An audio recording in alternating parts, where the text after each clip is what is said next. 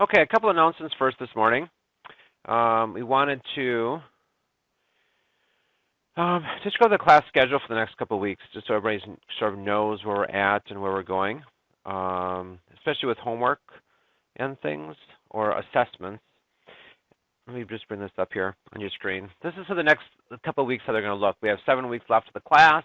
We're in week 10 right now in session 10. We're going to work with file services today. We're going to work with FTP and NFS. Included in the file server chapter is also printing, so file and printing services.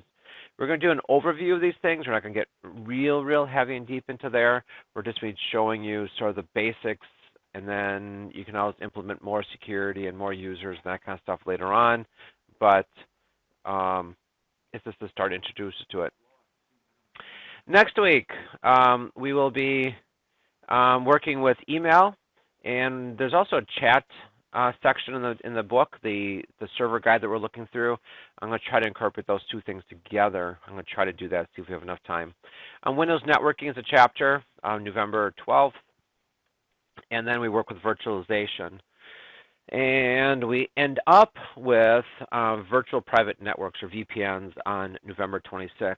That's going to give us 2 weeks to work on additional things.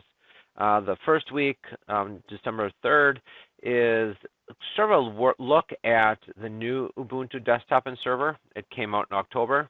It's 12.10. Yep.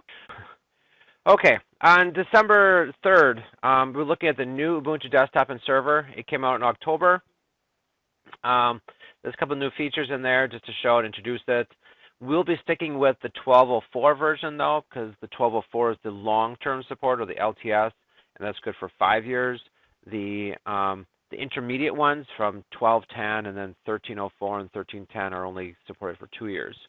We only have to get through the semester, so we should be fine. But we want to at least take a look at that and show us looking at. We'll also be working on some Dropboxes that week, sort of those things that you're submitting and reviewing with you and giving you an opportunity to work with those things. And then December 10th, I'm leaving as an actual final day of your submissions. So those last 2 or a week and a half is sort of finishing things up, getting things submitted, asking questions, working with you on things. I'm not here to trick you and to stump you and give you an impossible task. I want to work with you, and I want to make sure that, but I also want to make sure that you can do all the skills that we talked about, not just say you did it or just write on a piece of paper or whatever, that you're actually able to show all these different skills. So questions on the schedule. Took 10 minutes just to view it. Sorry. Well, you can't work on getting done until we've covered the rest of the material. and those are, and as you can see, we're not doing them all. We're skipping chapter 17 and 19 and 21. And we skipped a couple on the way. I'm trying to pick out the most important things that are valuable and gives you an introduction to these. As a review of why we're covering these things, one is having another exposure to Linux is very important to you. You're going to be experiencing it somewhere. You may not be a full Linux administrator, but you're going to be touching a machine somewhere and being able, at least feeling like, gosh, I've done this. I have the confidence that I'm able to do this. Even if you don't remember any of the specific commands, you know you've done it and you're capable of doing this. Just look at the documentation, type what they tell you to type, but again, have that familiarity. The second thing is a higher level overview of some of these services. Some of these services we've talked about or that you've covered in the last couple of years or a year or two or whatever you've been in school here, but at a very detailed, very specific implementation manner where, you know, like even today we're talking about FTP. You may have implemented FTP, maybe not, or NFS in a very specific way. This is just another way and giving us a chance to talk about some of these services in a general, more service-oriented manner. And that's kind of the idea of why we're covering these different things. So any questions on the schedule? Any comments on it? Does that work okay? I think it's the final is getting all those things done. So there is no specific final that's extra. you're going to end up with, I don't know, 20 different Dropbox items. You just have to show that you can do those. This is not going to be like Novell where it's, an all or nothing type thing. You'll just get graded what you have. If you don't have, each individual topic will be an all or nothing, just like for today. Ultimately, we're putting a Dropbox out there for printing. You can't partially print, so either you can print or you can't.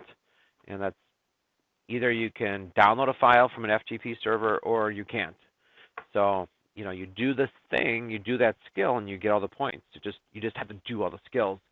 Now you're going to get graded differently if you decide, oh, I don't want to do that one, or I just can't figure that one out, and I don't want to come in and get help from Paul. I just would rather lose those points than spend those, 15 minutes with Paul that he'll walk me through it. Can I make it any clearer? I'm here to help you. Your classmates are here to help you. I want you to succeed and do all these things, but you ultimately have to do them all and submit them all. Okay, enough said with that. Dropboxes. What I've seen so far, the people who have submitted things, people have done a really nice job. You have things set, you're doing them, you record them, you submit them, and I've graded them. And I've finished my grading as of Friday. Because I don't have specific due dates, I don't know who's submitting what and when, and I'm not going to be checking all the Dropboxes twice a day to find out who's added something. I'll promise you I'll do them at least once a week, probably twice a week. I'll just glance through all of them and say, oh, there's a new submission. Okay, let me view it, let me grade it, and then we can move on. But don't expect like, oh, man, I did all these things on Saturday. I graded Friday, and I've been pretty busy since then, so if you did something over the weekend, it's not graded. But I will be grading at least once a week, so if you do something this last weekend and you still don't see it next Monday, yes, you have a legitimate gripe and saying, hey, can you grade this for me? And I'll check it, see if it's actually, submitted properly. If anything's wrong with the submission, like I can't view it or it doesn't meet the criteria, I'll email you back. If I see something that you've done and you actually accomplished it, it works, so I get the points, but maybe it was done in an unconventional manner, I might give you some tips like this is a more typical way of doing this. But you still get the points because you've accomplished that. I did create a couple more Dropboxes. I'm doing them in chunks, and I do have some created for the future. I'm not putting them out there. I don't want to be putting items out there the day that we do them. So you won't be seeing file services out there this week or even next week or probably not even the week after that. I don't want this to be a, gosh, we did it in class, let me just do it real quick and be done and I'll forget it forever. This is something that we did 2, 3, 4 weeks ago. Now I have to remember it and now I have to do it again. So it's a reinforcement. It's almost a review as opposed to just a let me rush through and just do it and never to even think about it again. So that is deliberate. It is not a, gosh, when's you ever get the assignments out there? It is it's almost like midterms. It's like quarterly chunks of things. So I put a couple more out there that we did cover for the last couple of weeks. So I'll go ahead and finish those up. There's no time frame on these. Except the end of the semester. So if you want to, what's that? The end of the semester. Yeah, the end of the semester is the time frame, so you can do them all those last 2 weeks if you feel comfortable with that. If you want to jump around and do the first one and the 5th one and the 7th one, and then you want to come back, that's great. Keep track of your Angel, though, of seeing what's in there. If anyone looked at your grade book, you're probably panicking because all of you look like you're failing right now. Everything is automatically marked as a 0 for things that you didn't do. Okay, it's not your grade. Don't think of it as your grade. So just get that out of your mindset right now, like, oh my word, I'm failing. You're not. Think of it as a progress, a downloading bar where it says you're 10%, 20%, 30%, 40%. Think of it that way. And if it says that you're at 40% or 50%, that means that that's how far you are of getting them all done. Even if you did them all right now, there's some hidden ones, those count in there as well. So just sort of think of it as a progressive thing. Don't think of it as my current grade. My word's midterm and I'm failing. It's not that. What have I accomplished? How far do I have to go here for the end of the semester? Sort of pace yourself. What do I need to get done? So it's a progress report. This is how far I am, not your grade. And I know you're still going to panic, so call me. I will reassure you that of where you are, unless you've only done one thing and that's the only thing you intend to do until the final week. Oh gosh, I have a whole week. That last week I can work on it. Great. Let's see, 3 hours. Might be a little tight. Might be able to do it. Might be a little tight. So, but you should have plenty of time to work on this. Yeah, grade book, think of it as a progress, not as your course grade. I'll check at least once a week. And then do let me know if your submission's not graded after a week. One of two things, either I missed it or it's not there. So something could have happened in the process. Like I said, everything's graded as of last Friday. Okay, any questions? I am not here to trick you. I'm doing everything possible to let you succeed, to assist you in succeeding. Yes, we're going to continue with the Screencast-O-Matic. Later today, though, I might be introducing a different way of uploading. And we'll see if we have time and see how it works. I was working with computer services here. We were looking at using YouTube. That was not enabled for students. I worked with them, and they said they enabled it last week. I don't have an account to check it with, so I'll probably check with somebody here, and then we'll go through it together as far as how to access it and what to do with it. The Screencast-O-Matic is exactly the same. The only difference is what do I do with the file. Either you upload it or you save it, or you could do both. You could actually save the file, and then while it's still running, you can upload it as well. Or you could save the file and upload it afterwards. So there's multiple ways of doing that. There's some advantages of that, and I want to talk about that later on. Todd?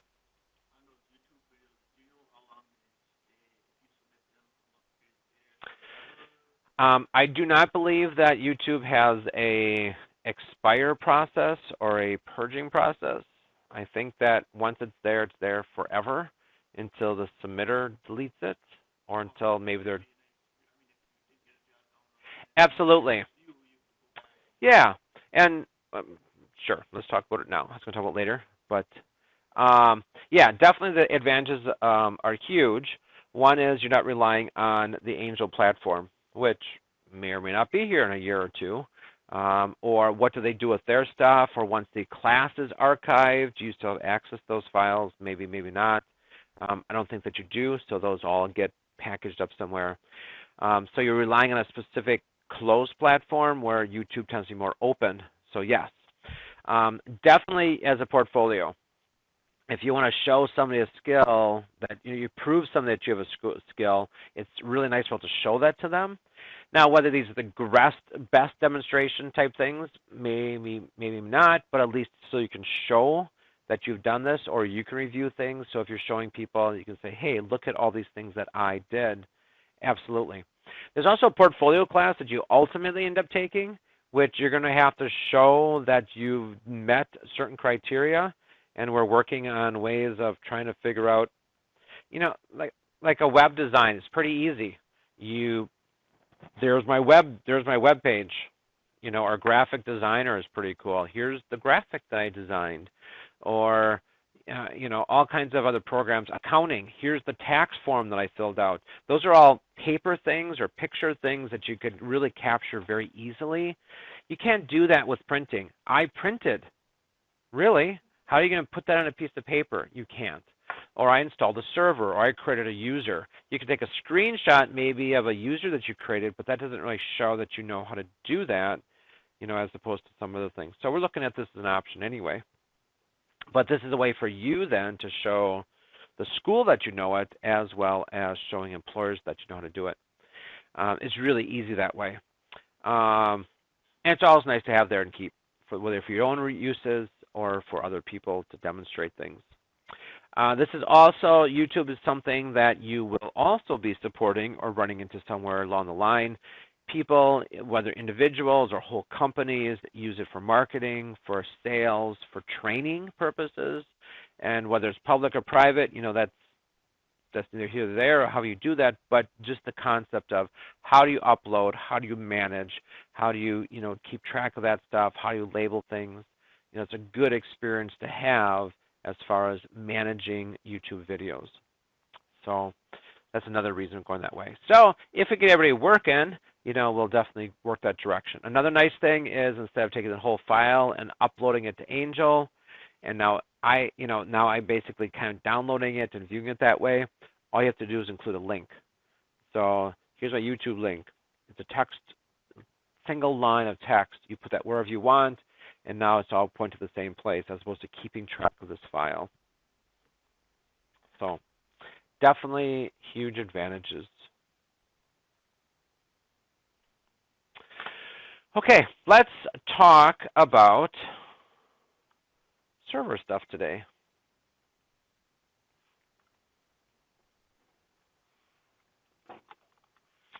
Okay, I have a server running and I have my desktop running right now. There's my server running and here's my desktop. Been chatting for a while, so everything's sort of just minimized.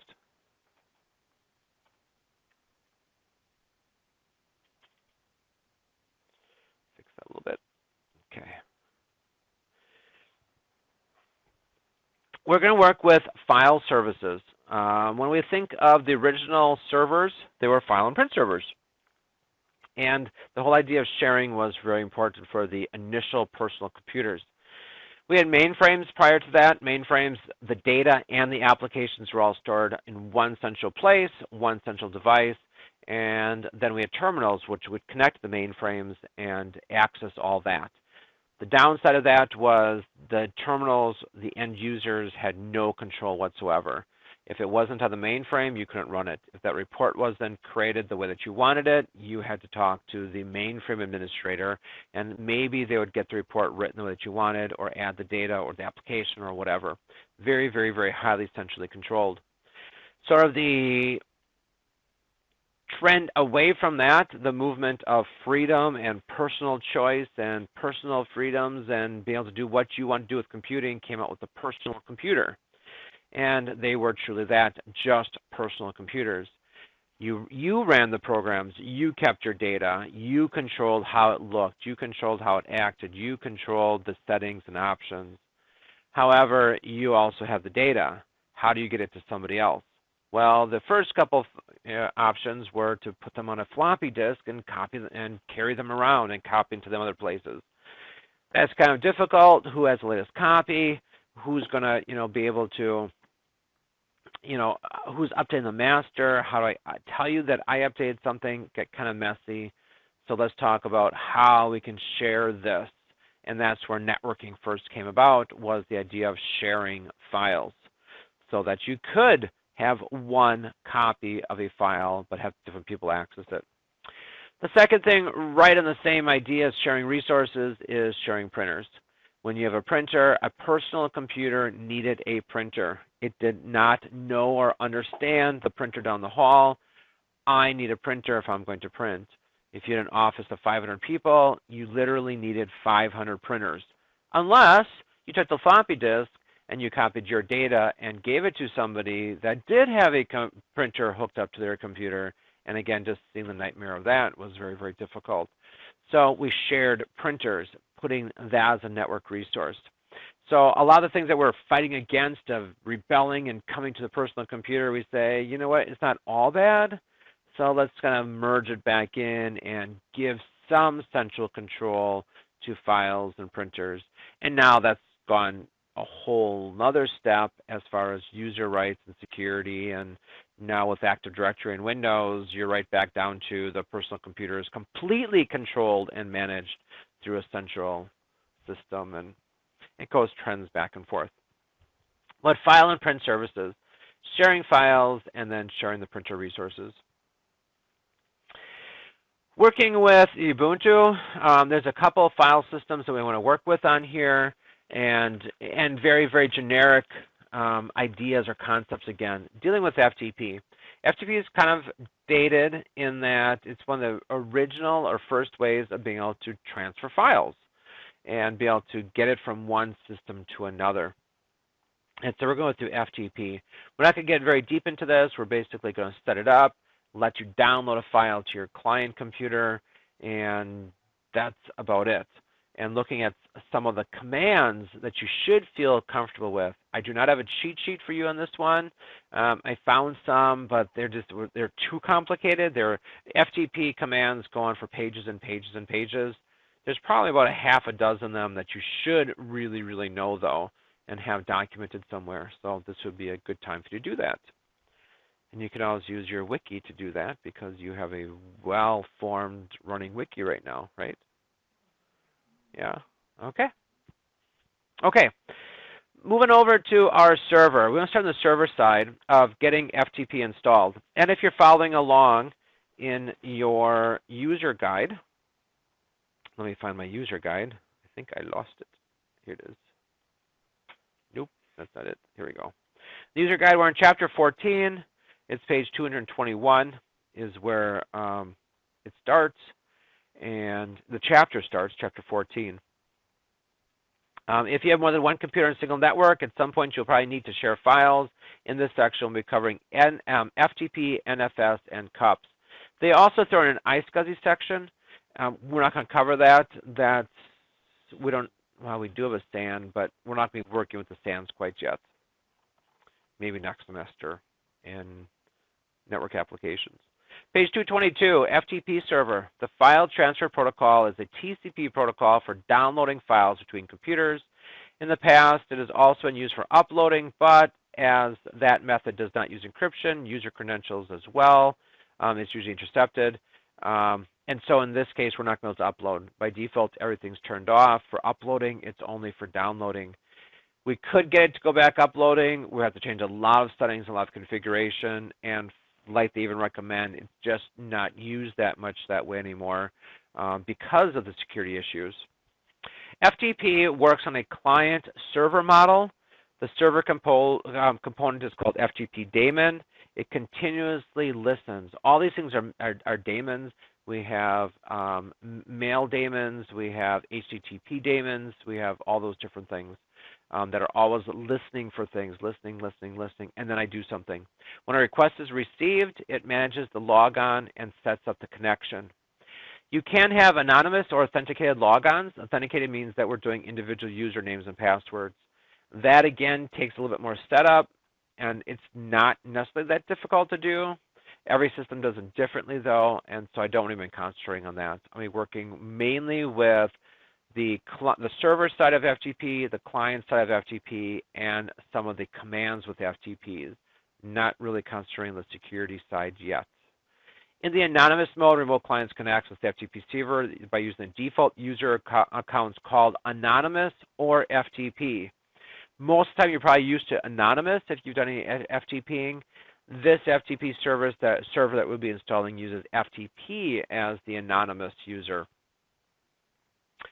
So, moving down to the next section, server installation. It's a simple sudo apt-get,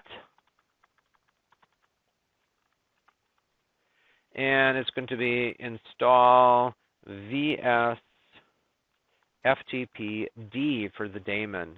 Sudo apt-get install vs ftpd for the daemon.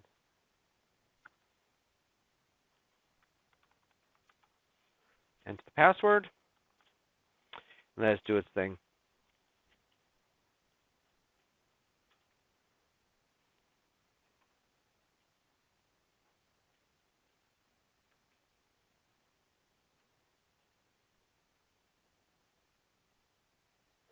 It's a pretty quick install, and it's one of the actual very few that I've run across that doesn't even ask you to confirm to install. Almost all the rest say, here's what it's going to take. Hit yes to continue to enter. This one does not. Distserv does its thing. And it's there. Next section 1.2, anonymous FTP configuration. By default, VS FTP is not configured to allow anonymous download. If you wish to enable this, this is how you change that. And it's actually, the documentation is not updated with the software. There's obviously some change in there because when I did look at the configuration file, it is enabled by default. We're going to take a look at this anyway because there's a couple other settings that we do want to change that aren't marked in the documentation. So it talks about editing the file etc vsftpd.config. So let's go ahead and do that. Do sudo vim, and it's etc vsftp daemon.conf.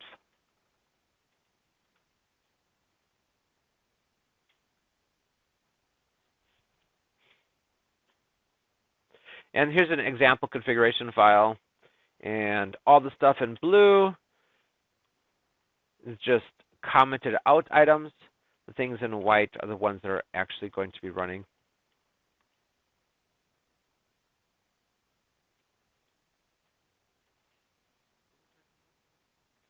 Okay. It's going to be sudo vim etc vsftpd.conf.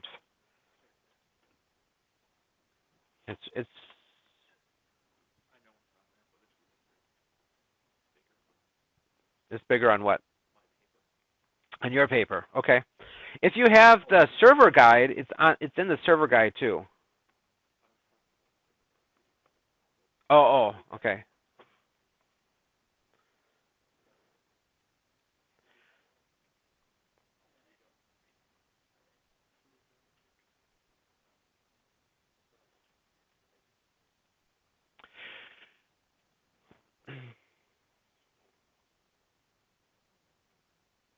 Okay, let's take a look at this. I hit A for a pen so I can arrow up and down.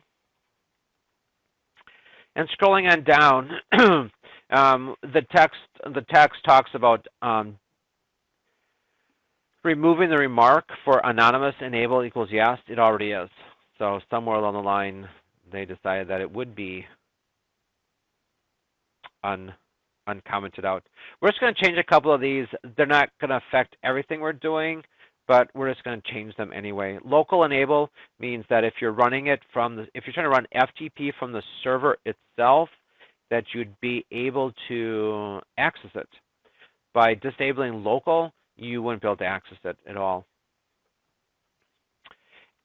It says the write commands. We're not going to be able to upload things specifically, but we still want to write enable. So we want to uncomment the local enable yes and the write enable yes. Those two lines to begin with. And then moving down, you're going to uncomment out these two lines, local enable yes. This was commented out. It had a pound sign in front. So you're going to get rid of the pound sign. And then write enable. So this is already enabled, anonymous enable.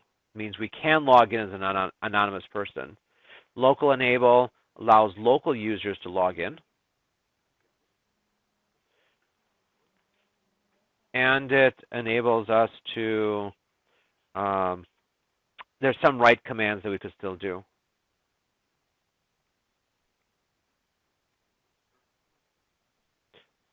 You're changing two items. Do you see an anonymous enable? Anonymous enable yes? Do you see that? Okay. The two actual commands underneath there, local enable, not commands, options. The two commands underneath there, local enable and write enable. Just delete the pound sign on both.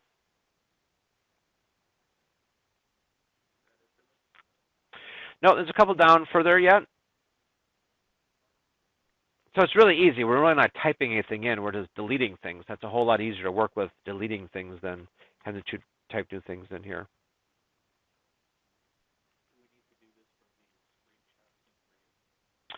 No, you won't. Not specifically. For the screenshots, you're going to have to download a file. You have to put a file on your server, and you have to download it to your client.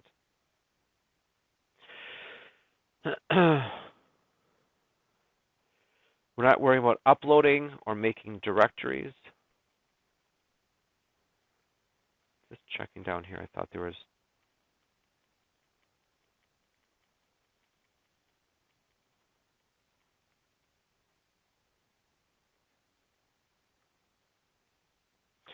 Okay. Further on down, in the lower right-hand corner, it gives you, down in the lower right-hand corner, it tells you what line number you're on. I'm on line 98 right now. Line 98. And it says ASCII download enable. That's disabled right now because it's commented out. We're going to delete this one as well. So it's going to be ASCII download enable. All you're doing is deleting the pound sign in front of ASCII download enable.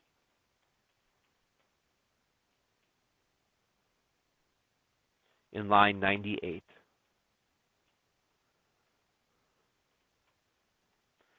So all the stuff is there for you. You're just enabling these things. So it makes it kind of easy. The book refers to a couple of them, but doesn't talk about all of them. These are the settings that just seem to work best. Everybody get those? So you're uncommenting 3 lines. Okay. When you're done, hit the escape key and then :W. I'm not in here. Here we go. Escape :WQ for writing and then quit.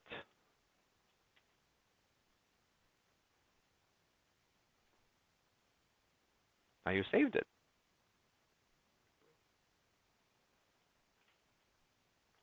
Since we made the changes to the server, we want to restart our service, our FTP daemon service. So we're using the sudo. The book talks about it a little bit differently. There's another command that you can do. You can do the sudo restart. I really prefer using the sudo service command. It's more consistent with the things we've done so far, like we did sudo service Apache restart or a sudo service whatever service and then restart. We're doing the same thing here. And the service we're working with is vs ftpd, and we want to restart it. So sudo service vs ftpd restart.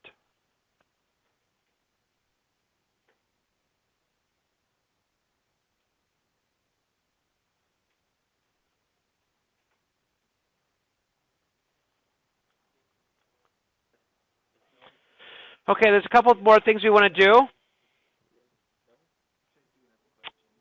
Yes. Okay. There's a question here about anonymous FTP. Anonymous is probably the most popular. What you're doing is you're putting a file out on the internet or on a server that you want everybody to access, such as I had those ISO files or all those class files, beginning of class. I could put it on an FTP server, and I just want all of you to get it. Well, you need to connect. You need to authenticate with something, so that'd be anonymous, and you actually use the name anonymous or the name FTP. So they're real accounts, so it's truly not completely open. You do have to type something in there to get it. Anonymous is just the generic way of doing it. The other way is authenticated, which means that you would have to set up a user account for every single person. So if I have 49 students, I'm setting up 49 usernames and 49 passwords, all for you to get the same file that's public anyway. So anonymous FTP is for public information that you just want to get, it could be a service pack, it could be an application, it could be a data file.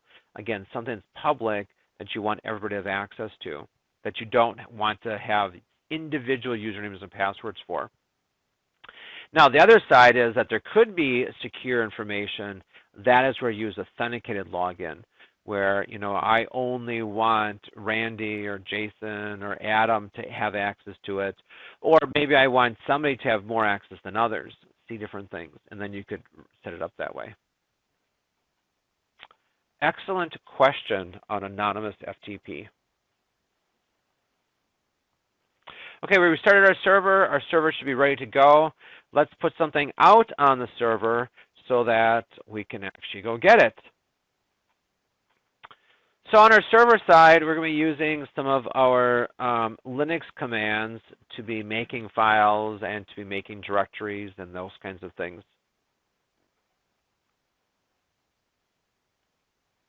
Okay, the server directory, the FTP directory, that the default location for the users to log on to is under the srv FTP directory. So I did a change directory to serve FTP. If I want to, I could go to the root and do an ls. I can see that I have an srv directory, cd srv. Do an ls again. Now I only have an FTP directory. We'll be creating another one later on. We work with that in FS. And I change directories to FTP. By the way, a little quick side note here. The root is different than the home directory, the user's home directory. When I do a cd space nothing and hit enter, it brings me back to my home directory, my home directory, Paul B's home directory. I know that because I have the little tilde there, and that actually means my home directory. If I do a cd slash, now this is the root of that drive. So cd space slash brings me to the root of a drive. If I do a cd space and enter, it brings me back to my home directory. I can also sort of tell this if I do go up a level. Cd dot dot is a parent directory. Now, if that's the parent of my home directory, what would you expect this to be? It's actually home. If I do an ls, so the parent directory of my home directory is the home directory, because every user will have their own home directory underneath there. So if I had multiple users on there, all those users would show up. Is that making sense? So when you come into this, so a cd space, so when you have the tilde, that's the home directory, that's not the root. Remember though, once you get out of your home directory, you're not going to have rights to anything. You're going to have to do almost everything with a sudo command. Anything done in your home directory, you will have access to because it is your home directory. So moving back over to the serve FTP directory. This is the default location that when you connect with FTP, this is where you're going to come. So let's go ahead and create a file here.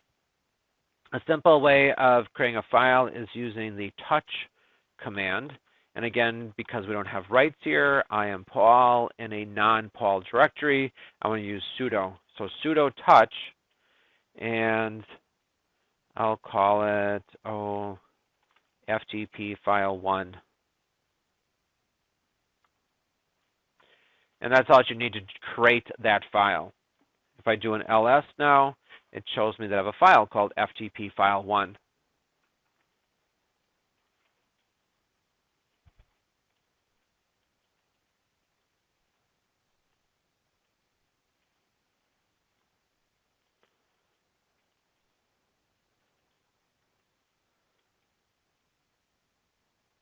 I can edit that file as well.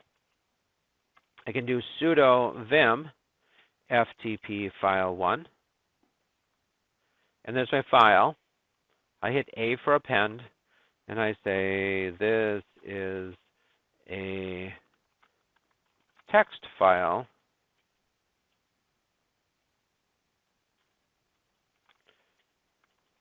that I will use with FTP.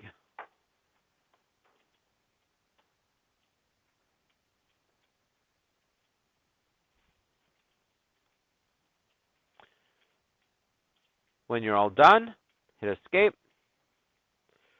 :WQ, and now that my file's there.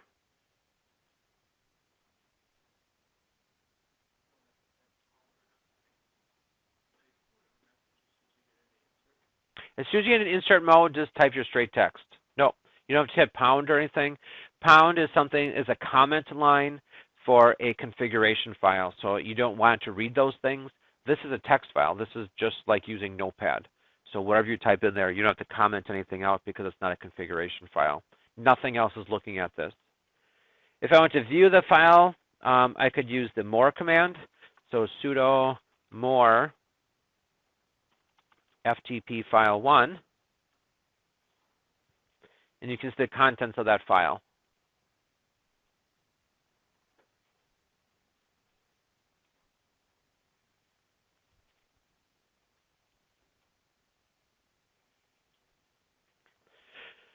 Just to make it a little bit more interesting, we're going to make another directory here. mkdir is make directory. Oh, sorry, sudo make directory. And say this is the location that we're going to have ISO files. So I'm going to make the directory called ISO.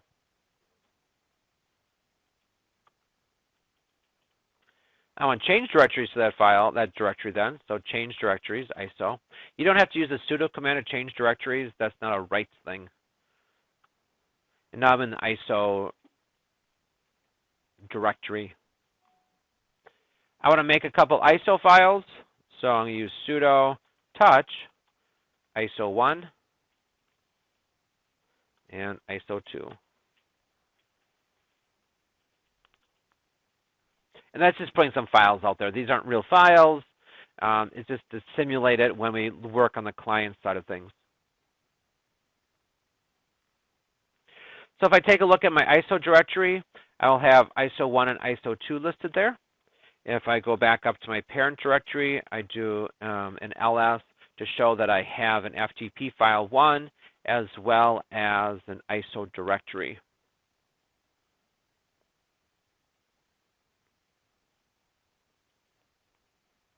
Isn't this fun doing this command line?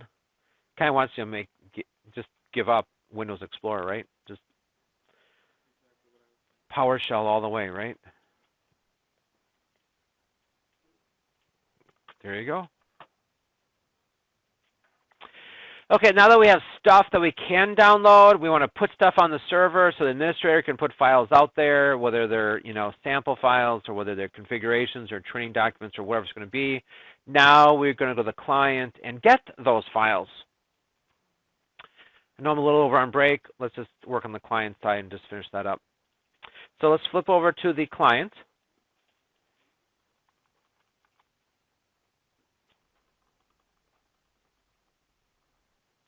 And I'm showing you 3 different ways of accessing this. You can't just do it one way. That wouldn't be very fun. We're going to do 3 different ways of doing this. The first way is right from the terminal. Got to learn everything from the terminal. So if I click on the upper left-hand corner to my dash home, it brings me up with my recent applications, or I could search.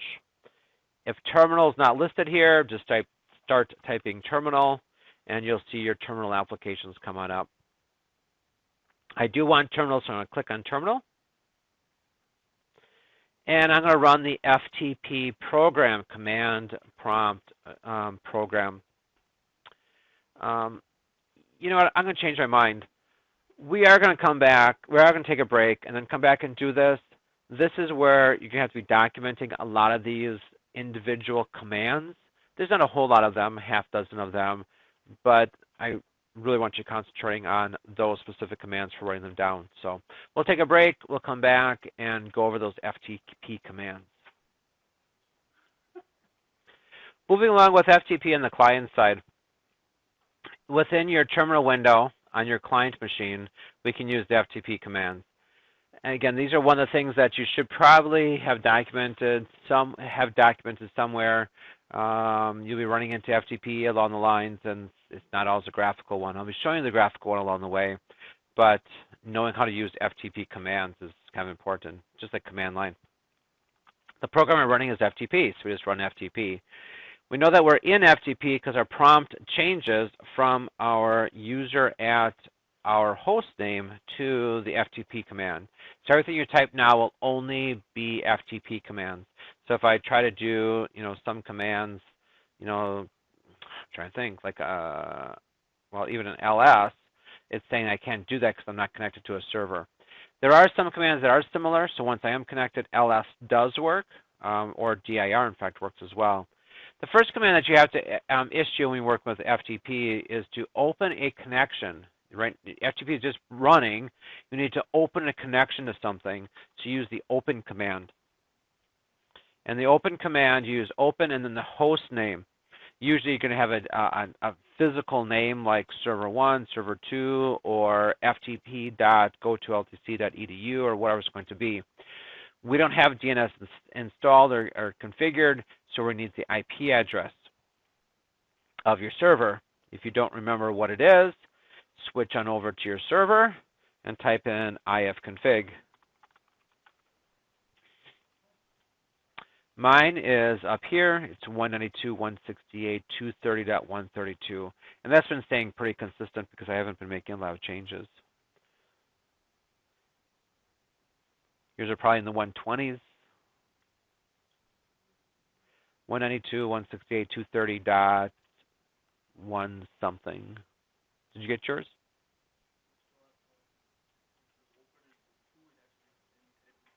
Correct. So do you have your IP address of your server? Okay. So I type in open 192.168.230.132, and now it's asking you for your name. It's a username. We're using the anonymous FTP logon, so we just type in FTP, and it says enter a password. A lot of times, just for logging purposes, they want the people to enter your email address, so they can see like who's coming in and where stuff's coming from, or sort of keep track of.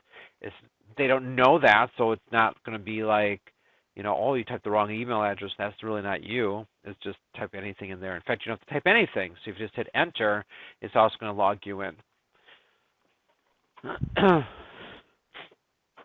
And so if I type in FTP with no password, it tells me the login is successful. Now I'm somewhat limited to what I can do.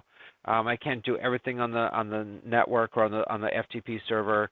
I can navigate directories, and I can download some of the files I've been given permissions to so far.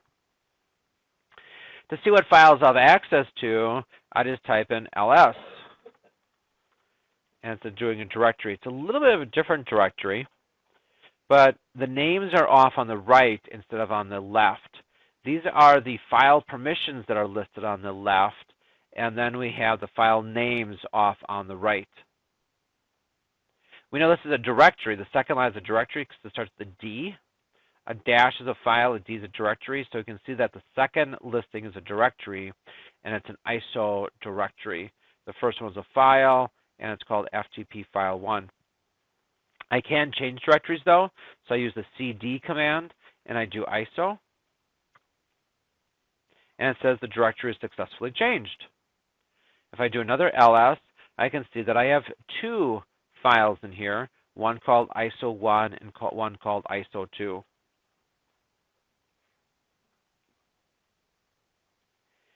If you always forget what directory you're in, you can use the pwd directory command, pwd, and it tells me that I'm in the ISO directory. If I want to navigate up a directory, I do cd ... It changes the directories again. Where am I? pwd. I'm in the root. Now, I'm not in the true root of the drive. I'm in the root of that service. So the root of this service is on the server side, serve FTP, but when you connect, it's going to look like that's the root of a drive. So I'm at the root. I can change directories to whatever directory I want to change to, see the files, list the files, or change directories back and forth. So cd directory name or cd ... will take you back as well. Questions on changing directories or listing files? Okay. If you want to download a file, then we want to get that file that we're working with. So let me just type ls again. What am I working with? Okay, I have FTP file 1. Let's go get that file. So I type get FTP file 1, and it just got it. It's pretty quick. It does 378.8 kilobytes per second, It was a total of 45 bytes. It received it in 0.00 seconds, so it's pretty quick. It is on the same machine, and it's only 45 bytes, so it's tiny, tiny, tiny. But it would show you how long it took. And now I have that file. Where does it put it? Well, it's going to put it in your home folder on this computer. So if you click up on the home folder in the upper left-hand corner, it brings it up. Let's click it so it's put on the forefront, and we can see that we have this FTP file now in your home folder. You could put it different places. There's ways of navigating that in FTP as well. We're just not going to worry about that right now. If I double-click on FTP file 1, it opens it up in gedit, which is the notepad of Linux. And I can see that this is my file. This is a text file that I will use with FTP. That's what I created on the server. I just downloaded it. Let me go ahead and close gedit.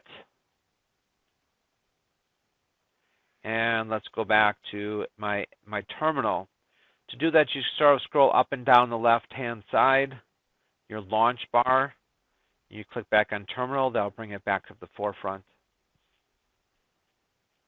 Did everybody get your first file, FTP file 1? Okay. Let's go ahead and change directories to the ISO directory. Yes. I'm sorry?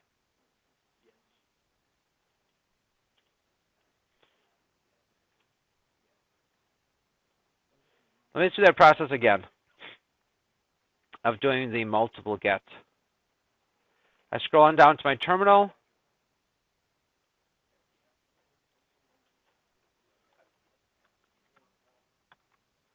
I'm in my root of my server. I want to change directories to my ISO directory.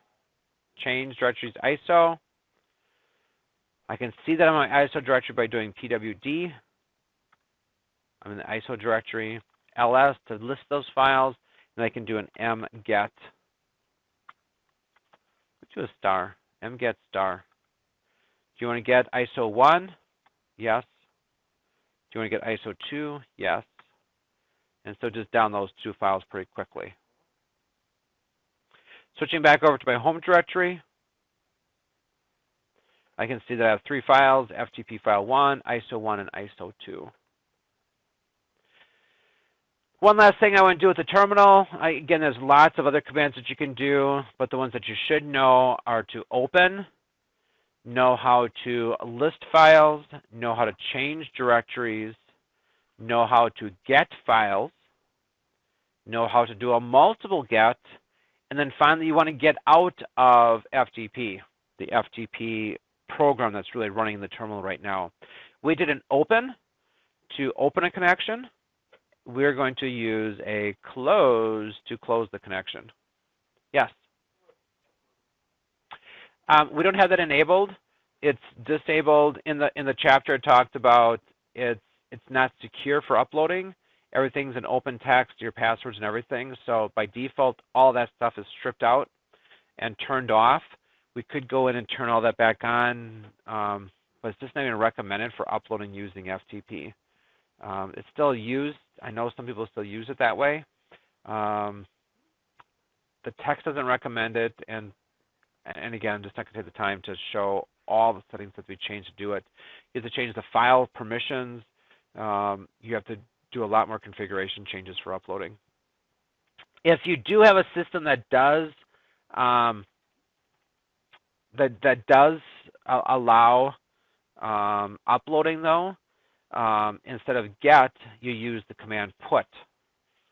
So that's the only difference. And again, you'd have to know your local default directory to make sure the files are in that local default directory, in this case home, and then you'd use put FTP file 1 onto that default location of where you are on your server. So that's the only extra command. This system just isn't set up for that, and they don't even recommend you doing it. So, okay. So I closed it. I'm still in FTP though, so I type exit to get out of FTP. So I'm no longer in FTP. Yes. I want to get to the terminal, one way of getting to the terminal is also typing X. That'll get you out of the terminal as well. Going back to my file browser, I have my 3 files. Say I go here and I delete them. Oh no, I accidentally deleted them. Well, I'll have a trash. They're all listed there. Well, let's accidentally delete them from there as well. Now they're completely gone. I want to get them again. Well, I could go back through terminal and do an FTP and then open the connection, navigate the directory, and download them. Another way of doing this is through a web browser. I'm going to Firefox. Click on Firefox. Yeah, but I have this as a snapshot, so it keeps coming back to mine all the time anyway. So on your web browser's address line, use the FTP command. So this is another way of accessing an FTP server is by using the FTP protocol in the web address. If you don't type anything in there, it's going to default to HTTP. So HTTP, this web address, that's great. I don't want that. I want FTP 192.168.230.132. And it will bring up kind of a browser type thing of being able to view your files. So list file, and there's the file. Here's a directory. If I want to go up to a higher level, which I can't because I'm at the root, this is how I navigate up and down. So taking a look at this, if I want to look at the FTP file 1, I click on it, and it will display the contents of that because the web browsers are pretty smart with text files. And it will actually show the text file. This is a text file that I will use with FTP. I could right-click at this point and then say Save the page as, and then I could download the file and default into my Downloads folder. But it's still called FTP file 1. I'm not going to do it quite yet. I'm going to hit Cancel here. Another way of doing this, you could save it right from here after you're viewing it, or you can right-click on the link. So if this is the file that you wanted, you right-click on the link and you say, save the link as FTP file 1. I'm just going to put it under Paul B instead of under Downloads because that's in my home directory. And I click Save, and it's going to download it. And it's pretty small, so it's pretty quick. I did Save Link As. Save link as. So if it's a link, you want to click Save Link As. If you're viewing the file, you right-click and you save. You click on Save Page As. So there's 2 different ways of saving that. I didn't save it under Downloads. I saved it. I went up a directory to just the Paul B directory, just to your home directory. That way, when we click on the folder up on top, we'll be able to see it. When I click on Home, I'll be able to see it. It doesn't make a difference. I could click on our Downloads. It'll end up showing there as well, but just making it really nice. I deleted it. I deleted those 3 files. I deleted FTP file 1, ISO 1, and ISO 2. So select all 3 of those files and just hit Delete.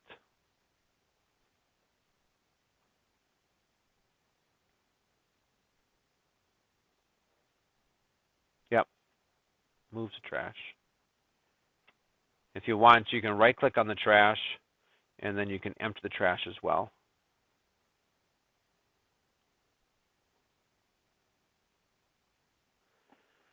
Let's go get those other 2 files. Let's go back to your web browser, Firefox. Hit the backspace, back arrow. It's showing a directory, so this link is the directory link. If I click on ISO, it's now going to show 2 files in here. If I want to go back up a level, here it says up to a higher level. This is my server. This is the directory I am in. Click up to the higher level. Now I'm in the root of that server. So I can click back and forth. ISO, root, ISO, root, ISO, root, ISO. There's no content in here. If I clicked on them, they're not going to show anything. I did not type any content in here, so you really can't see it. So I'm just going to right-click on these to save these files. I cannot do these all together. I can't like select them all this way. This is an individual process. See how command line is much better than this graphical thing? You know, you're limited in so many different ways. So, okay. Right click on ISO 1. I want to save the, wait a second. Here we go. Save link as. There we go. Save the link as. I'm going to keep it under Paul B. Save. And it downloaded it.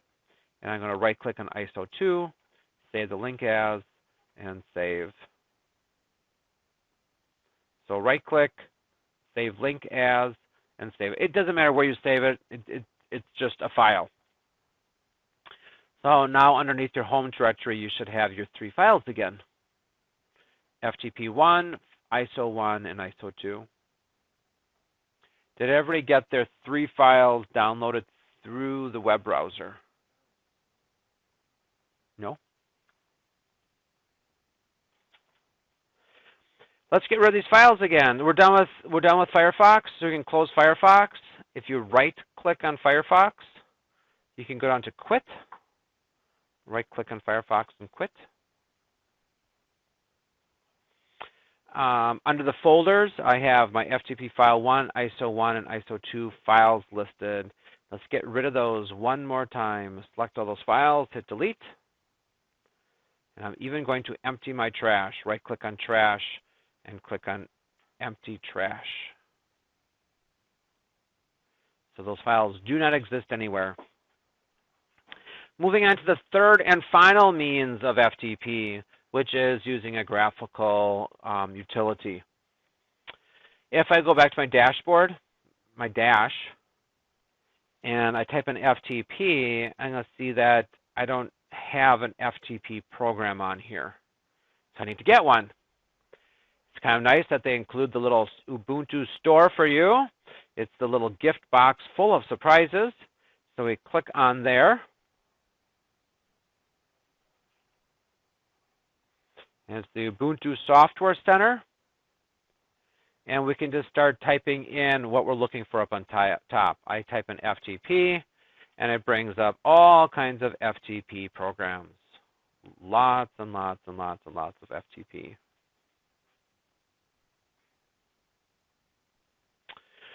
Of those listed, by far the most popular one is FileZilla. You'll be running into that somewhere along the line. Has anybody used FileZilla before? A couple of you? Okay.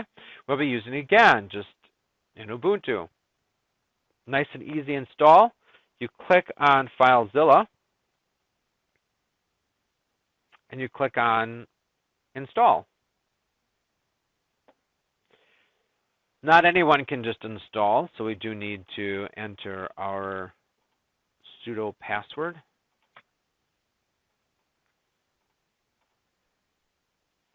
We'll watch the little installation bar over here.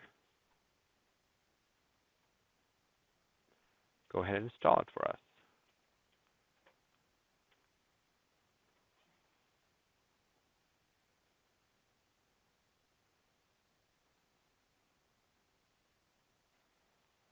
In the software channel where it lists things, it does give you reviews.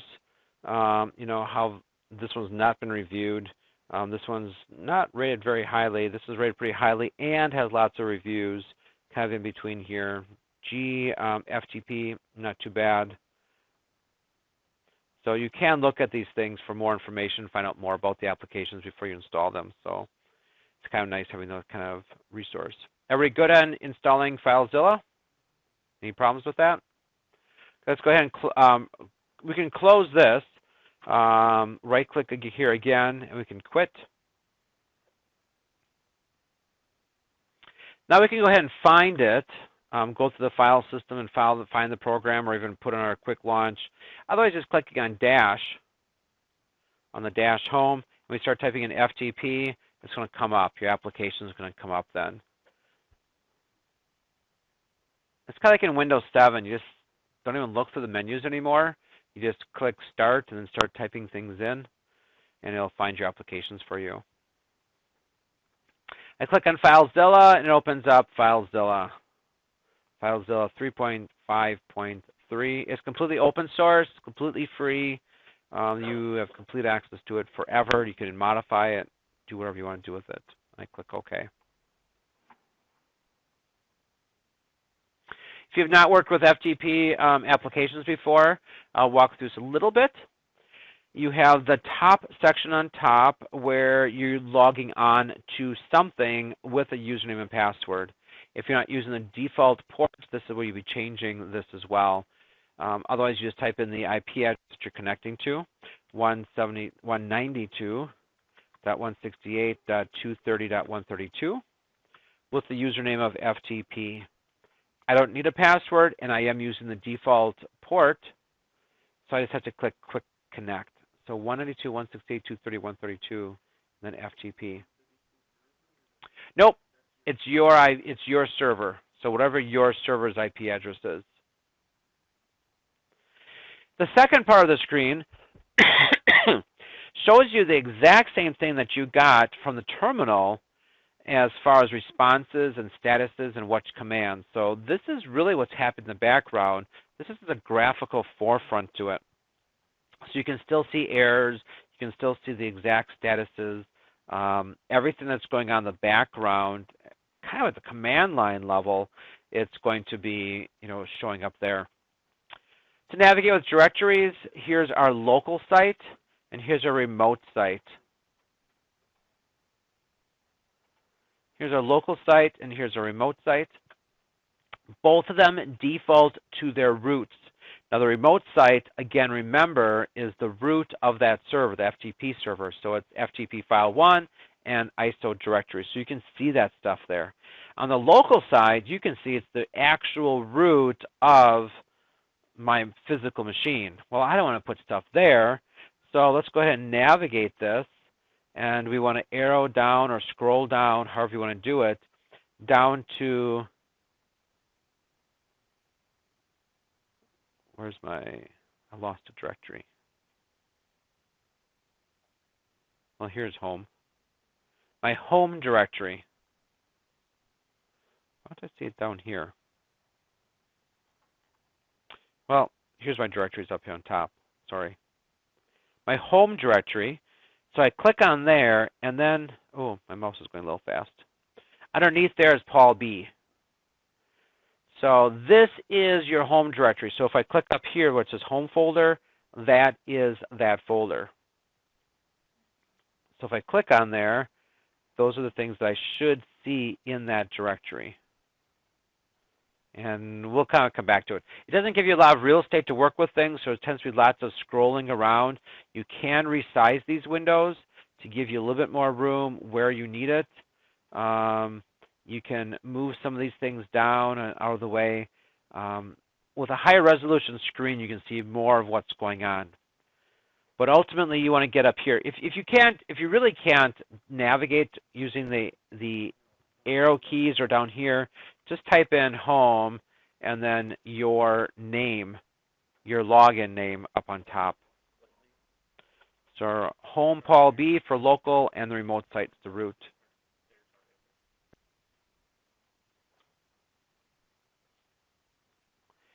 Now that you got your location set as far as your local site and your remote site, now you can see your files. Now, if you had upload capabilities, you could send it either way. So I could find a file over here, and I could send it this way. And if I have a file over here, I can send it this way. We're going to concentrate on downloading. Here's a file that I want. So I click on it, right-click on it, and I choose download.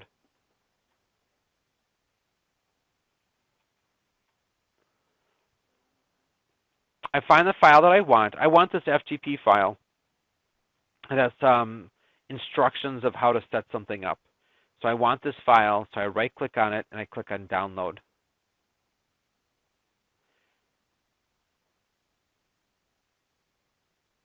And I already did it. So to see that it worked, if I click on my home folder in the upper left-hand corner, if everything's pointing to the right locations, you should have this FTP file.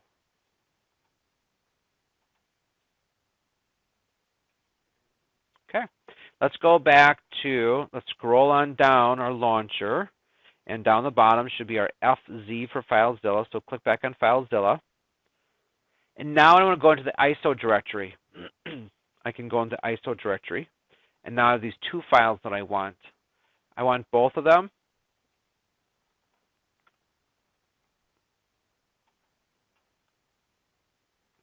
If I hold down the Control key, just like in Windows Explorer, I can choose a file, hold down Control, and I can choose both files.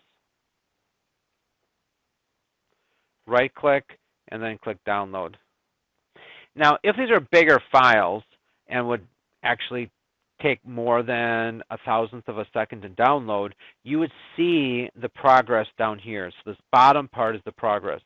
Up on top are the commands that are being executed and the responses, and you can even see what's happening down here. So when I was double-clicking on directories, it was changing directories. If I was seeing what my current directory was, and it's showing it, it's using the PWD. Switching to ASCII mode, I'm going to passive. I am now going to retrieve an RETR, or you can say get, either way, and it opens the file, says it's downloading it, and so it's showing all those commands that you're really executing as you're working with this. While it's downloading it, so it shows, this will be queued up, file 1, file 2, file 3, file 4, and then as they're being transmitted, it'll be showing it. So those are the queued files. If something didn't happen right, if it failed for whatever reason, you can click under here for failed transfers, and it would show you, oh yeah, this one failed and why it failed. It lost connection to the server. Why did it lose connection? Did the remote side disconnect it? Did you lose connection? Was there enough errors that it finally just dropped it? And then you can see successful transfers here as well. What worked, how big they are, how long it took, some general information.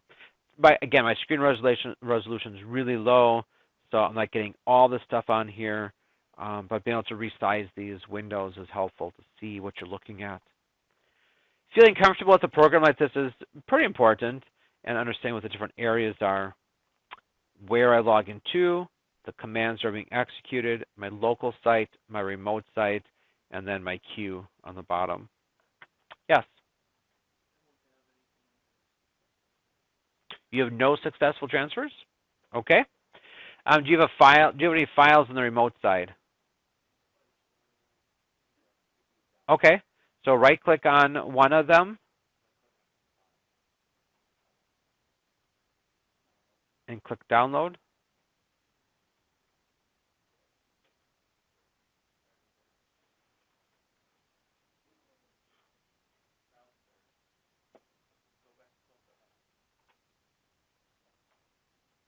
Now, if I click on my home folder up here, I can see my home folder over here.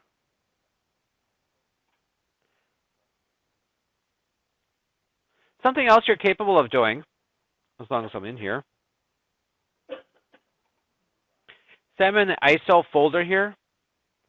I can right-click on the ISO folder and click Download.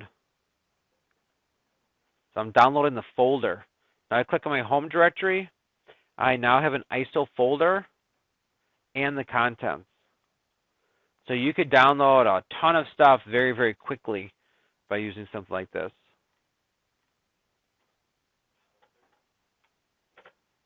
When you're done with FileZilla, right-click on FileZilla, quit.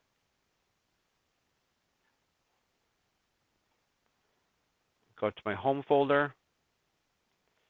Let me click on Home.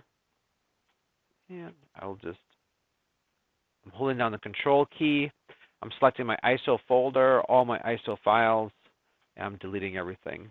I'm going to empty the trash. So all that work is just gone. But you can do it again, either through terminal or through a web browser or through a GUI client. Any preferences? Who's a preference? Who likes the command line? How many of you liked the web browser? How many of you liked the FileZilla? Okay. So as a way for each of you.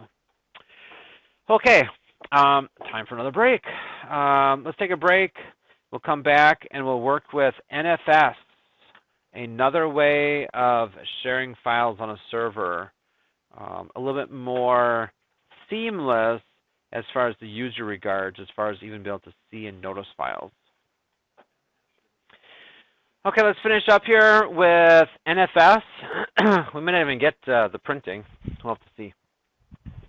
NFS. We're on page, if you're looking at the server guide, we're on page 226. Page 226 of the server guide. Network File System, NFS. NFS allows a system to share directories and files with others over a network. By using NFS, users and programs can access files in remote systems almost as if they were local files. If you do this properly, the user won't even know. It's going to look like a local directory. You click on it, you put files in it, you take files off. It's going to look just like a local directory, but it actually exists on a server somewhere. Some of the most notable benefits that NFS can provide are local workstations use less disk space because commonly used data can be stored on a single machine and still remain accessible to others over the network. That's the biggest reason we have file servers is it's accessible. That's a tough word. It's accessible to everybody everywhere. You don't have to rely on somebody's computer being up for sharing. It's just there up and running. Also, the next item there on the bulleted list is there's no need for users to have separate home directories on every network machine.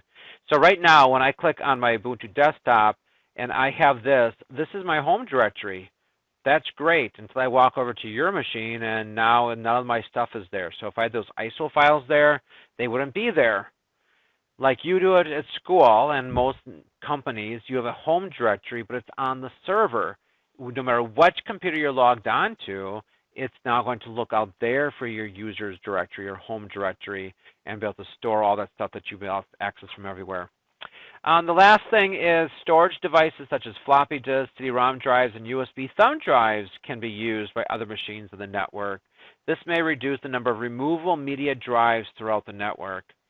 It's a reason, not a good one, but it's a reason. Say that you had a floppy disk that you still wanted on the network somewhere, you can share the floppy disk.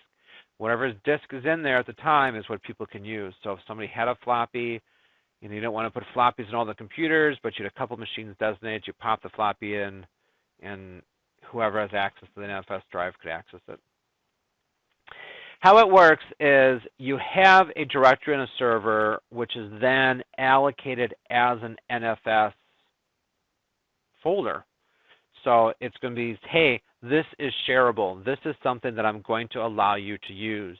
Then on the client side, you mount it. It's called a mount point.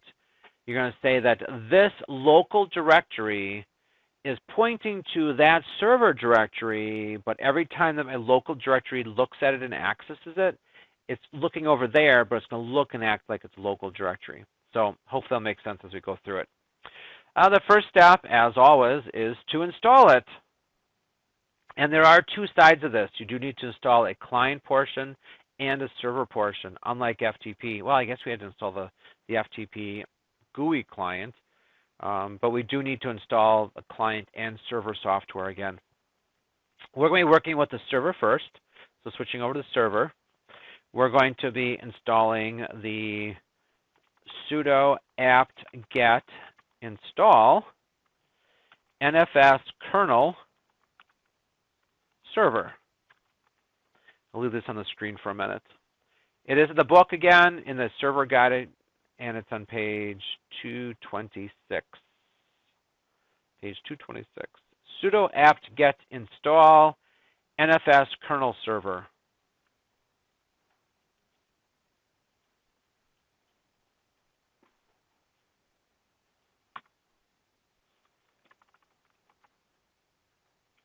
Yes, I want to install this.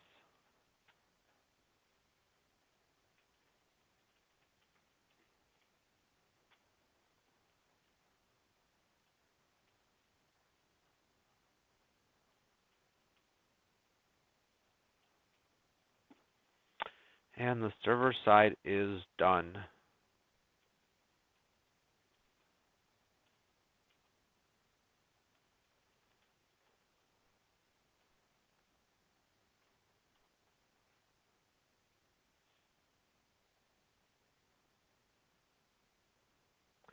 This one takes a little bit more configuration. We need to be able to set up the directories, give permissions to those directories, and so on. Does everybody have the server installed? Any problems with it? Okay. So let's go ahead and create some of the directories that we want to be able to be used as some of these shares. Right now I'm in the serve FTP directory, just a convenient location, not the most logical, but kind of convenient location, is that serve directory that we're working with. So I'm just going to go up one level in my case. So cd ... and that brings me to the serve directory. If you're in someplace else, if you type the cd space /srv, doesn't matter what directory you're in, it's going to get you to the right location. So cd, go to the root to the serve directory. If I do an ls, I should see that an FTP directory. Let's go ahead and make another directory here. mkdir, and we'll call it nfs1. Sudo make the directory nfs1. And we're going to make two of them, sudo nfs2. So sudo make dir nfs1, sudo make dir nfs2. No, because you're making two different subdirectories. You have to do a separate command for each time you make a subdirectory.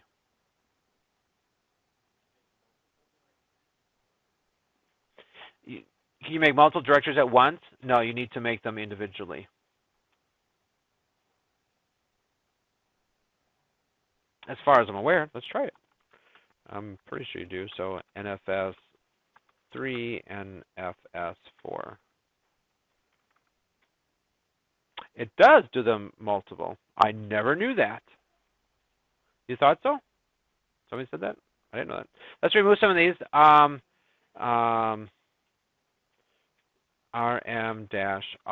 NFS4. Oh, I didn't do sudo.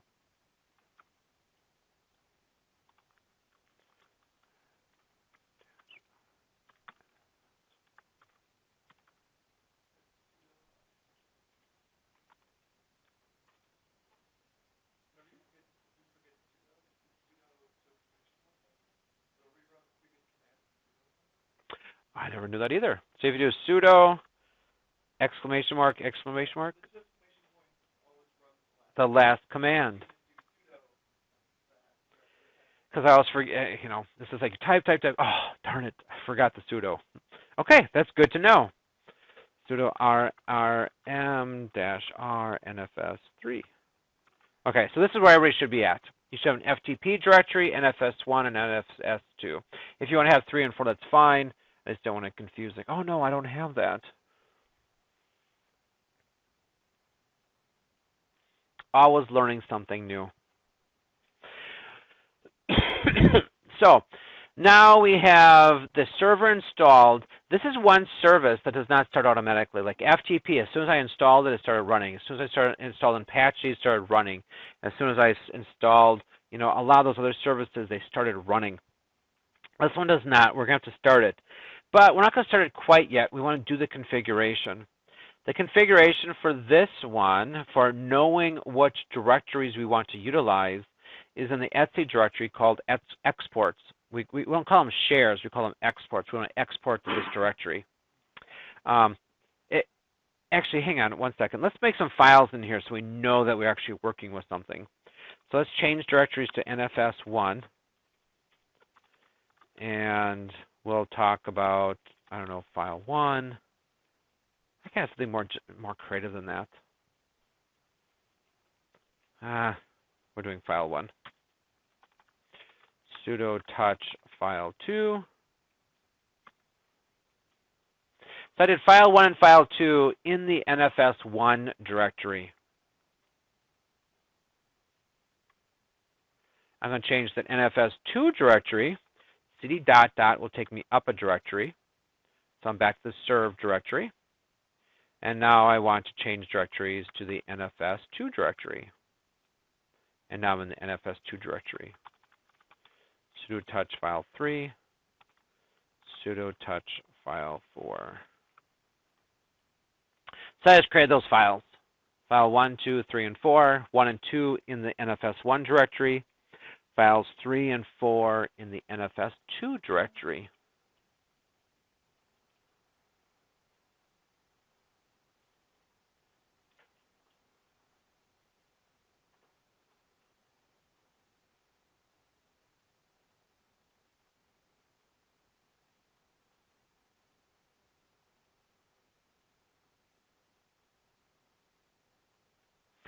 Okay, now they have those directories.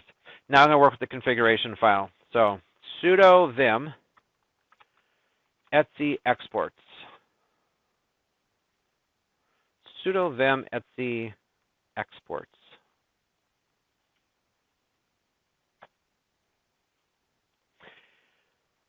It does give you a sudo vim etc exports. I'm going to hit A for appending, so I'm in insert mode. And it's going to have a couple lines on here.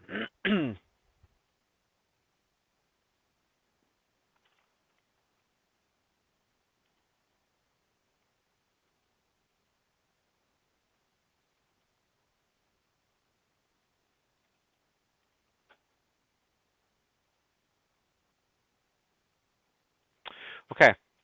In the user's guide, it talks to you about how you do this, and they give you some examples as to where. You use the server's location as what's going to be exported. So it's going to be srv nfs1, and the second one is going to be serve/nfs2. So those are the locations that, again, we think of like I'm sharing. I'm saying I'm going to share these. I'm going to continue on line 1, and then you have the option of saying how it's going to be shared or who you're going to be sharing it with. Again, it's kind of similar to the Windows Share, saying I want to share this or make this available.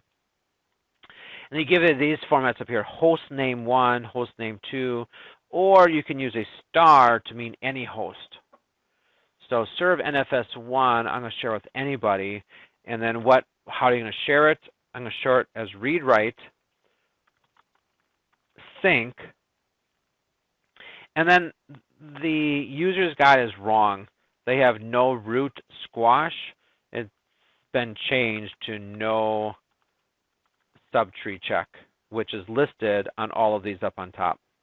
So no subtree check.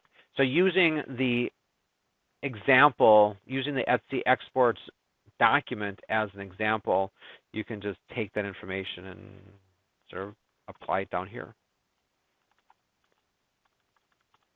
Yes?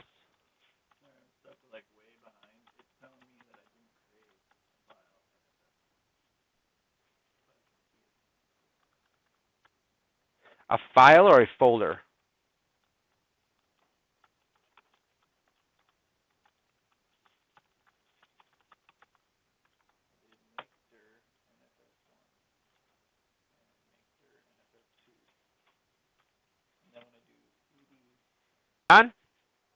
Let's go ahead and save this file. I hit escape to get out of insert mode, :WQ to save it, and the file's been written. And now we can start the service. The book tells us to use the command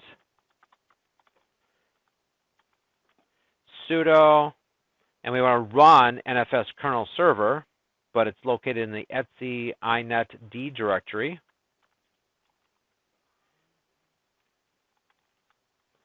It's on page 226, or it's on my screen. I'll leave it on the screen for a second. Sudo etc initd NFS kernel server start. So it's going to start the server. We can also use the service command as well. Yes.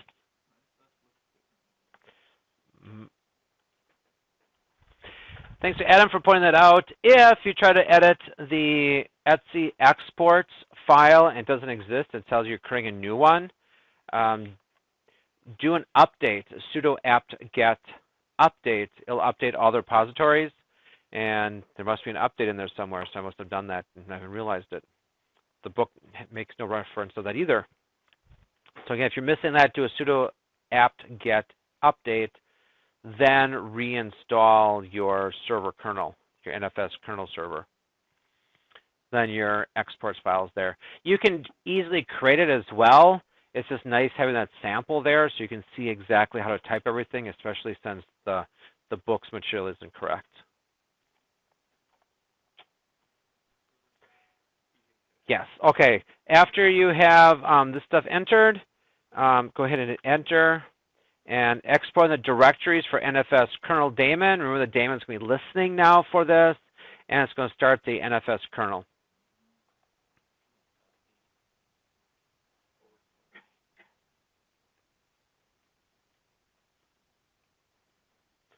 We're going to make another change to those directories. And I should have taken this as long as we're in the directories before. But right now I'm in the server NFS2 directory. I'm going to go up a level. Sorry. Go up a level to the serve. And this is where I have NFS, I do an LS, I have NFS1 and NFS2. I want to change the permissions on here so that people can in fact read and write to there. I could be a little bit more specific or a little bit more detailed in my rights. I'm pretty much going to open it up to everybody for everything. So I'm using the ch mod, the ch mod for I'm changing or modifying the permissions. I'm using 777, which is read, write, and execute for the user, for the groups, and for the world. So everybody can do everything. And it's going to apply to the serve NFS1 directory. And I'm going to do the same thing for the server 2. It's going to give us really quick, easy access to these folders.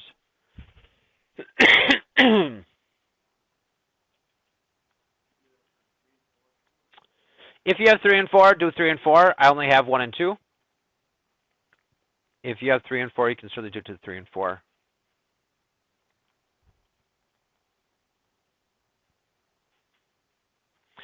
So now we should be kind of set on the server side. We installed the server. We created folders. We gave the folders permissions. We put files in the folders just so we can see them. We did the exports file so we know what folders we're sharing and how we're sharing them. And now we started the daemon, so it's listening and waiting for that access. So let's switch over to the client.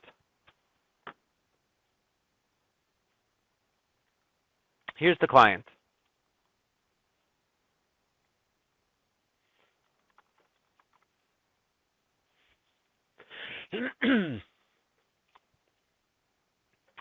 On the client side,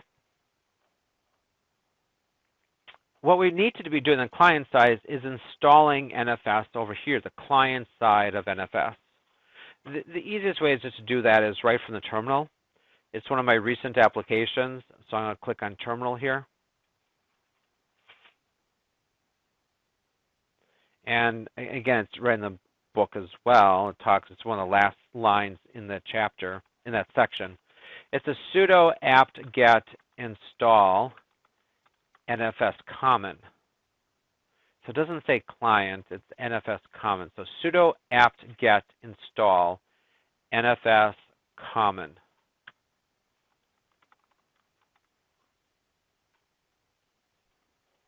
And it's not, what did I type wrong?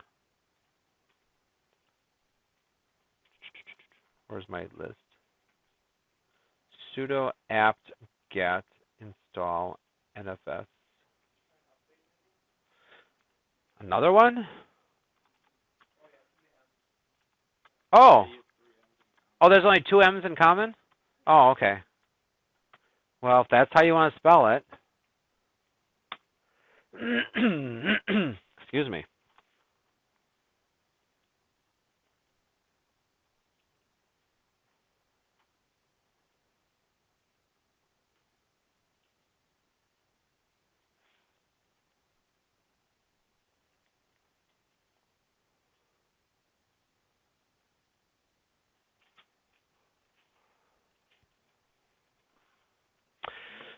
Okay, we good with this? Is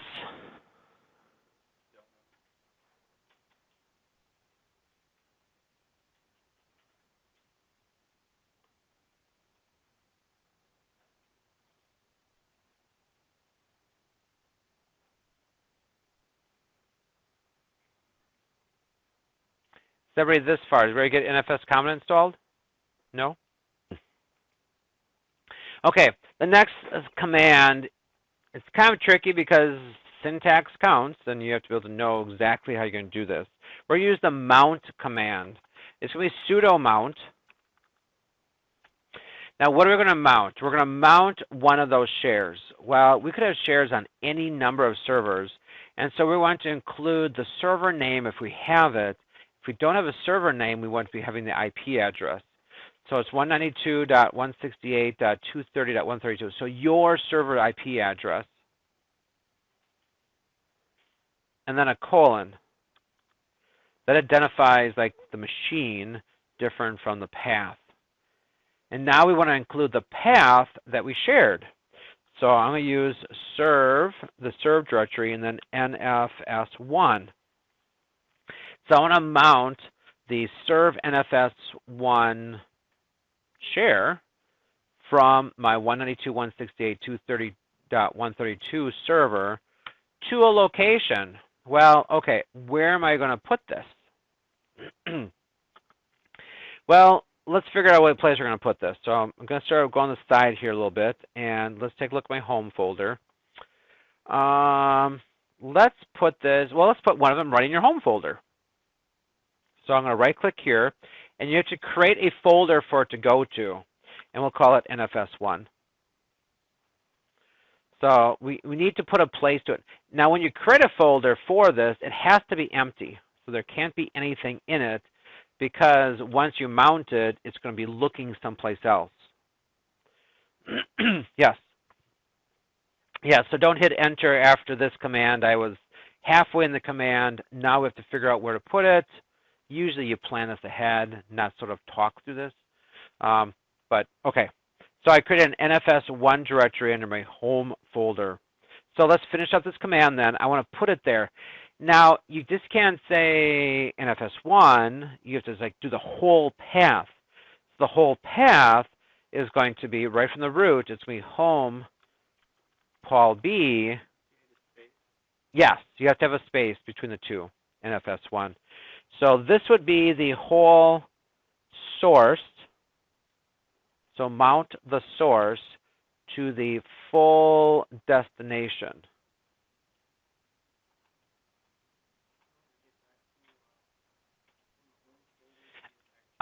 Scroll up and down your little launch thing on the left-hand side, and just click on Terminal again.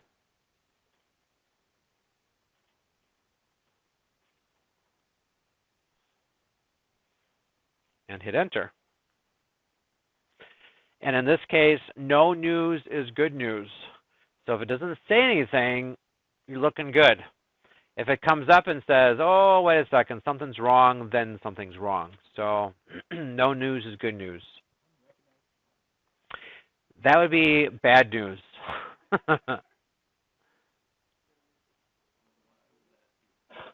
So let me just show this real quick. If I click back in our home directory, I have this NFS1 folder. If I double click on it, I have two files in there. Well, that's kind of interesting. Where'd those come from? I didn't put them there. They're actually on the server someplace.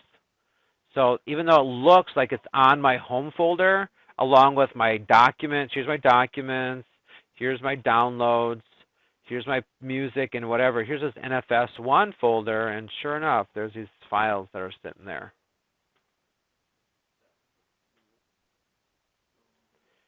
Let's go ahead and make another one. Let's put this one, let's make the directory first. Where should we make the directory? Oh, I clicked on LibreOffice.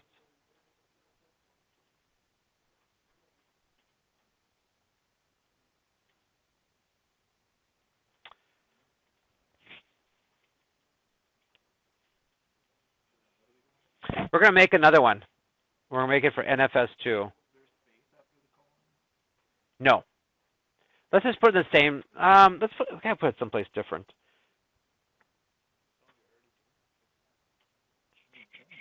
Let's put it on the desktop. Let's put it on the desktop. I'm sorry? Yeah, well, you can. Mm, they'll be listed as drives under mount. So slash mount with the type of drive as opposed to slash HDD, like hard drive 1. But it's not a specific folder called mount necessarily. It could be. Then you know those are all mounted drives, but they can be put anywhere. In fact, the book, the user's guide takes you through of how to change the home directory even from being here local out to the server.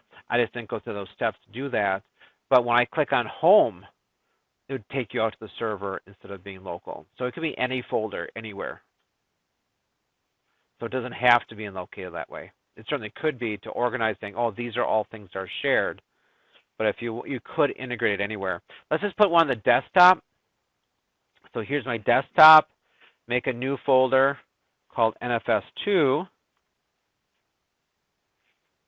And now we want to mount NFS2 on the server to my desktop.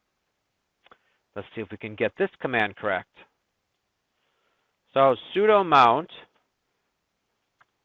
I'm just changing that.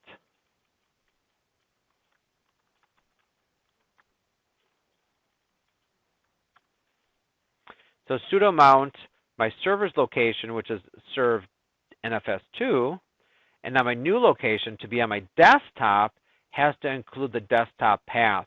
Make sure you use a capital D for desktop. /home /Paul B /capital D desktop /NFS. If we did it correct, I shouldn't get any errors. And now right for my desktop, so let's go ahead and minimize this. It seemed to be missing.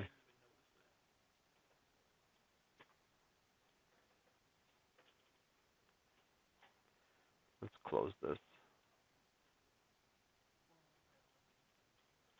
So on my desktop, if I double click on it, I should have a couple files. I can right click on here and I can make a new file, create a new document, an empty document. And it looks like looks like a folder right on my desktop. I'm trying to rename it, come on.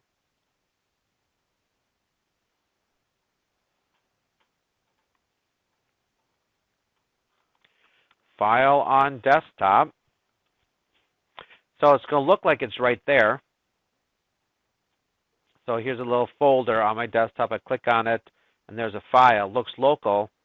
Let's switch over to our server.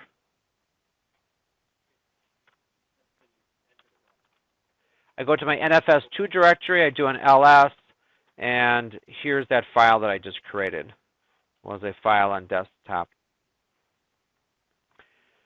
So this is the physical location where it's stored on the server. It's just going to look and act like it's on the client. Yes, I can go back to terminal. On the desktop, yep, I can do that.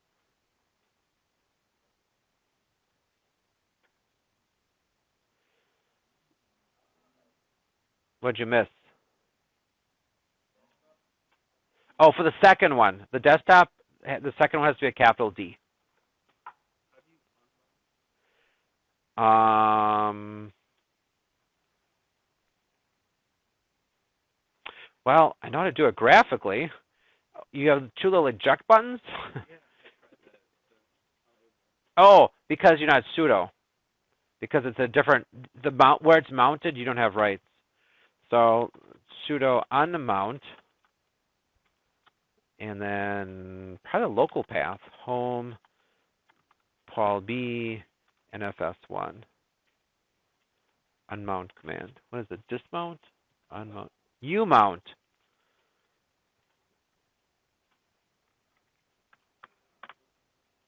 There you go. Umount. Thank you. Okay. Then do sudo umount, and then home, your username, desktop, NFS2.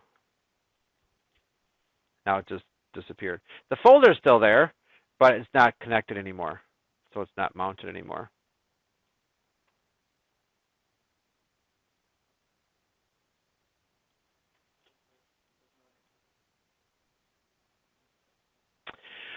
One other thing that you can do is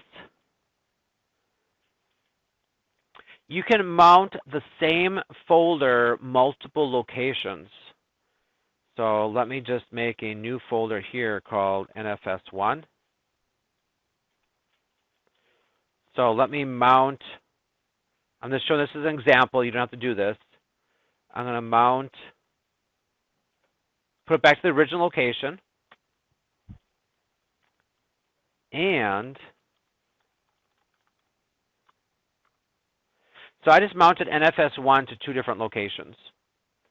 So if I clicked under here, this is NFS1, here's file 1, file 2. If I look underneath that's my desktop, and then in my home folder, I also have an NFS1, file 1, file 2.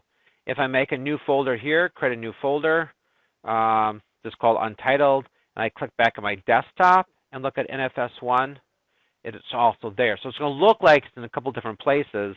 It's still it's one location just from 2 different mount points. So you can mount it as many different locations as you want.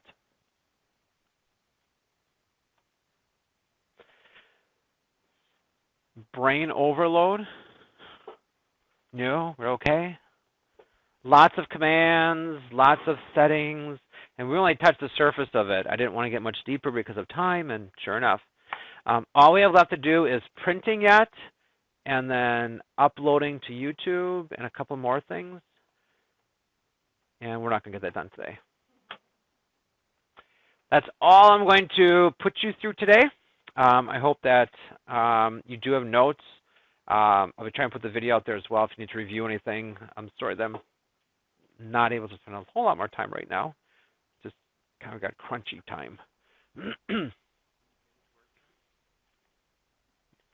I'll work with you, Todd. We'll get it. How many were successful with mounting? Okay, that's good. That's good. Okay, that's all I have for today. Next week we'll pick up on printing, and for some of the new Dropboxes, I think it's talking about uploading the video to YouTube. Hang on those. You can just create the files for now. Don't upload the files to Angel. Just keep the files if you want to work ahead and do those. Just create them as a file and keep them as a file, and then we'll work through that next week as far as getting everybody set. Are we good? Okay. I will work with as many people as I can over lunch. The rest of you, hope that you have a great week.